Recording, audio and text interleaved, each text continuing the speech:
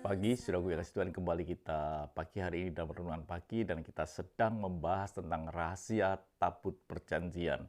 Dan saudaraku yang kasih Tuhan, kita sedang membahas yaitu di bagian kelima tentang hilangnya tabut.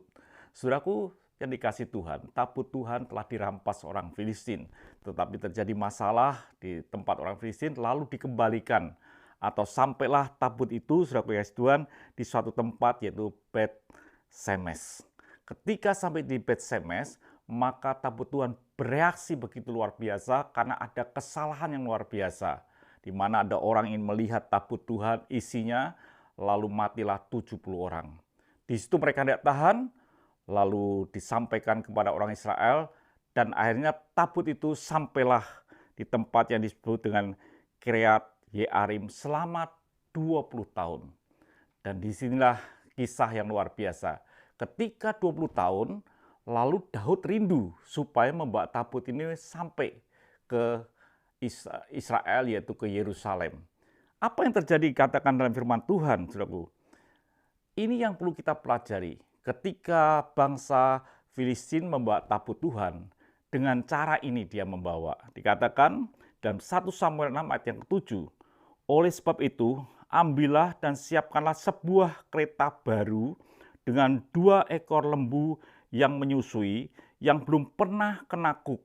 Pasanglah kedua lembu itu pada kereta, tetapi bawalah anak-anaknya kembali ke rumah supaya jangan mengikutinya lagi. Ini yang dilakukan orang Filistin, yaitu membawa tabut Tuhan dengan kereta yang baru. Memang kebiasaan orang dunia atau orang Filistin kalau membawa Allahnya diletakkan di atas kereta dan dibawa seperti itu.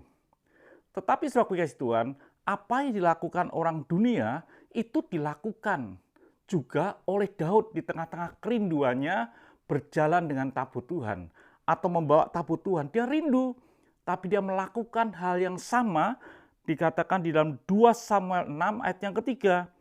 Mereka menaikkan tabut Allah itu ke dalam kereta yang baru setelah mengangkatnya dari rumah Abinadab yang di atas bukit. Lalu Usa dan Ahyo anak-anak Abinadab mengantarkan kereta itu. Jadi mereka mengantarkan kereta itu dan mereka membawa tabut Tuhan di atas kereta. Ini cara dunia, Daud mengikuti cara itu. Apa yang terjadi saudara Tuhan? Di 2 Samuel 6 ayat ke-6.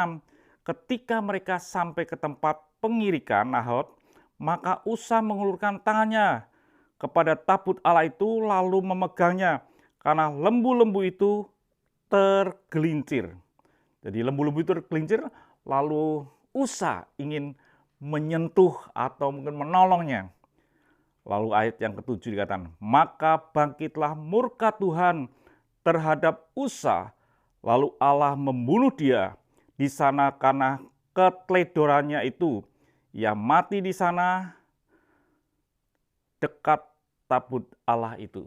Ini yang terjadi. Jadi saudara kasih Tuhan, ketika kita ini berjalan dengan tabut Tuhan, tapi pakai cara-cara dunia, walaupun hati kita rindu, itu tidak berkenan di depan Tuhan.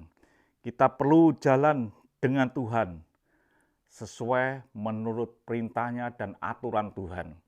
Kalau kita berjalan dengan Tuhan tapi hati kita, hidup kita masih duniawi, maka tabut itu akan bermasalah dalam hidup kita.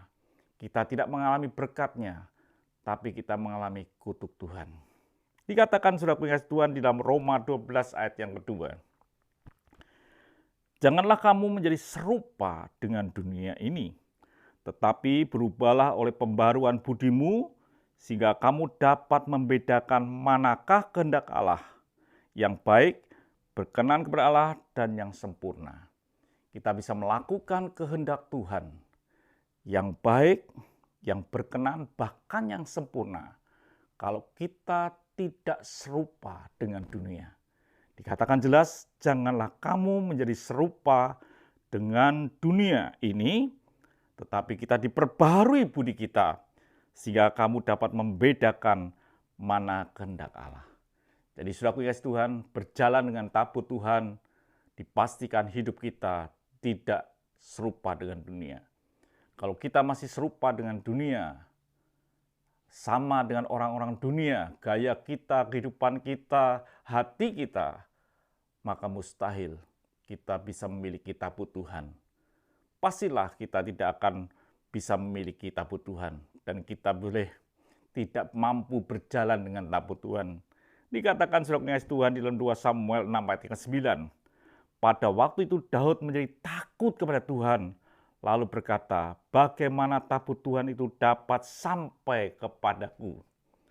Mungkin pertanyaan sama, bagaimana tabut Tuhan bisa sampai dalam hidup kita?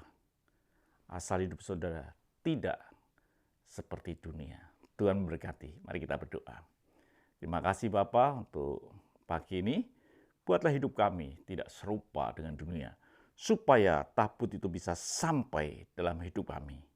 Haleluya. Amin. Tuhan memberkati, sampai jumpa.